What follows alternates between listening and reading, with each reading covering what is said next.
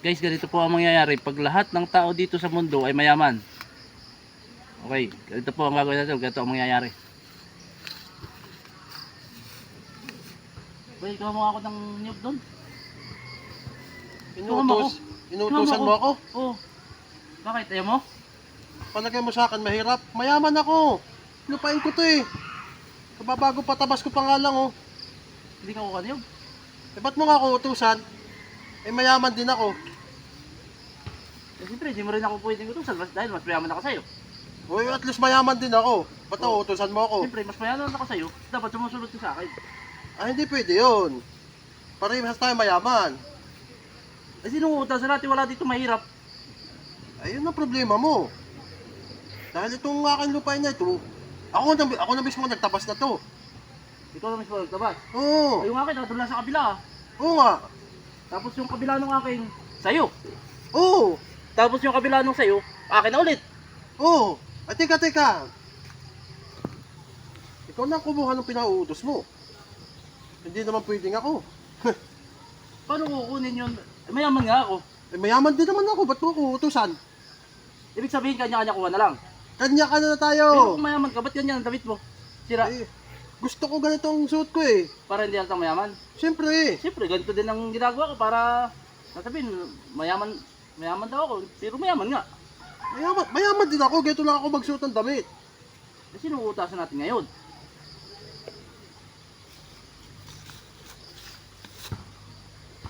Ikaw, gusto mo? Ikaw na lang kumuha.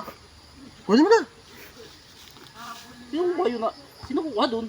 Ay, yung camera nga natin. Ba't siya kukuha? Eh, camera na. Camera man natin kaya siya eh. Paano kukunin?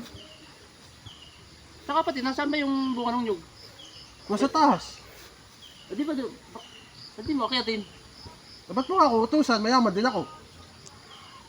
Yan ang nga ba siya. Kaya lahat dito sa mundo, bawal ang mayaman. Sino magtatrabaho sa atin kung lahat ay mayaman, ano? Di ba, mayaman lahat?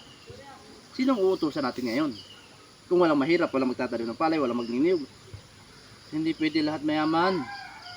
Ay, Ano? hindi naman ako papayag na mahirap ako dahil mayaman ako. Hindi nga, kung dito nga sa ano, kung lahat magiging mayaman nga, hindi nga pwede na yung lahat ay ano, wala nang magtatrabaho para doon sa iba. Eh, wala na. Ikaw ng mayaman na lahat. Puro, may mga pera na lahat eh. Oo. Halimbawa, bibili yung isa. Halimbawa, pabili ako sa'yo ng lupain. Bakit kapag bibili sa'yo, mayaman nga ako? Kaya ano? Kaya hindi pwede lahat pala mayaman dito sa mundo. Eh di, subukan natin maging mahirap.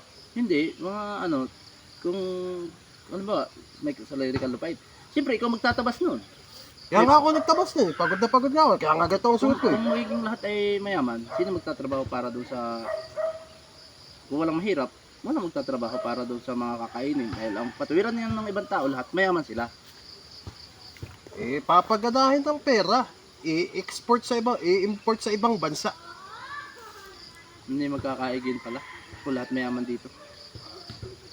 Paano magkakaigi? Wala na nga magtatrabaho. Gutom, patay lahat. Saan ka bibili ng binhi mo ngayon? Ayaw ko pagbilhan, mayaman ka nga, ayaw ko pagbilhan ng binhi. So ano? Oo, isan ka ngayon, ba't kukuha ng pananim mo? Na umbas palay, mga gulay. Wala, hindi ka pagbibilhan. Dapil ka din. So ibig sabihin, kailangan maging mahirap muna ako. Hindi, kailangan may mahirap talagang tao. Kaya saka mayaman. Ay sige, ikaw na lang. Ganito na lamang. Ikaw na lang kumuha doon. Magpakahirap ka muna ngayon. Ako magpapakahirap. Oo! Kaya nga pinapaliwanag ko sa'yo, tapos uutusan mo ko, mayaman nga ako. Eh total, ikaw din naman nakaisip ng ideyang yan. Sige na! Sige na! Lakad na! Kaya sabi ko na nga ba? Takan mo pa ako eh. Kaya nga hindi ako nagpakahirap.